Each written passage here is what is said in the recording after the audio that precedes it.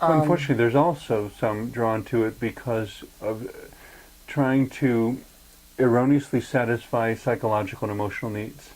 Of their own. But it's still not, you've got to keep asking yourself the question. Mm-hmm. And whom am I serving? Well, in Grail mythology, okay. there is the question, whom does the Grail serve?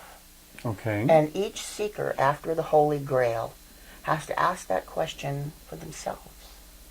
Whom does the Grail serve, and why am I seeking it? Okay. Okay? Two very important questions. Yeah. And at each point along one's growth as a minister or spiritual leader of any kind, you have to keep coming back to, why am I doing this? Is it about the service, not about my ego? Am I being too arrogant if I suggest to the viewing audience that any spirituality or religious system that denies you the freedom to ask why is not recommendable? I personally agree with that. It's not recommendable. It is what many, many people choose. Being handed the rule book and told everything you need to know is in there. But when you're not allowed to disagree, you're not allowed to question. It's the rule book. You're not allowed to ask why. Yes, it's the rule book, but who has to live with the consequences of following the rule book? People who are more comfortable having pre-digested rules than those who want to ask why. Well, that's who would prefer the rule book. The question is, who must live with the consequences of following the rule book? Each individual. Each individual. And ultimately society as well. You know, it's not the minister holding the Bible or the high priestess holding the Book of Shadows. It's you have to live with the consequences of your choices. And that rule book is supposed to help you.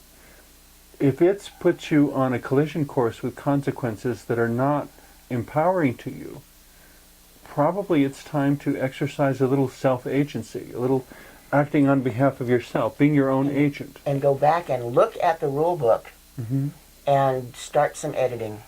Well, and ideally, ministers of whatever stripe would encourage that. Would encourage and support that, and would be open to being questioned themselves. One of my most powerful teachers, I was raised in the military and had chaplains, military chaplains, all of my formative years. Okay.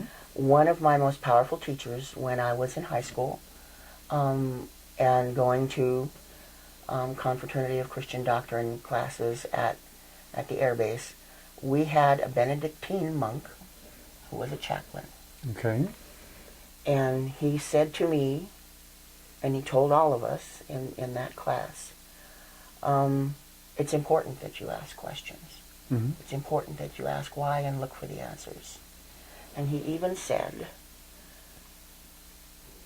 Catholicism, Christianity, is not the only way to the divine, to God. It's not even necessarily the best way. It's a way. And we, the church, and I think he was speaking much more for himself here than the church, we think that it is not so much an easier way, but an accessible way, a facilitated and graspable way. But it was at that time that I really got, because I came from a questioning family, that I really got, question everything, and then run it by yourself. Does this make sense to me? Does this really ring true for me? And I don't remember who said it first, but there's a sense in which doubt is the most faith-laden action you can do. Yeah, absolutely. I mean, without, I'm sure it's been said by someone, without true doubt, you can't have true faith. No. If you simply accept it blindly, it's not faith. I mean, it would be like having an airplane and insisting that it flies, but you've never taken off the ground. Yeah. My car runs great. Oh, where have you been? What hasn't been out of the garage? No, it's in the garage, but it's good. And the very questioning, again, takes you to new questions. And it's essential in order to have that full, complete, empowered faith that you see what its limits are. well, You take know, for my instance, car can go this fast. My car can drive up a rough mountain road in low 4 gear ratio. You know, whatever. you know what it can do, what it can't do. Yeah. When I was a very small child, my parents allowed me to go to Catholic school for 1 year. And at that time, they were studying the Boston Catechism. I don't know if you're familiar Okay. with that one. But the very first statement in it is, God is the supreme being. But what I heard was being. Okay. Okay, so God is the supreme being. Worked for me. I was a Okay. kid. Uh-huh. And so when they asked you to draw a picture of God, The supreme being. you drew a really big green bean With or whatever. An afro and high heels. Yeah.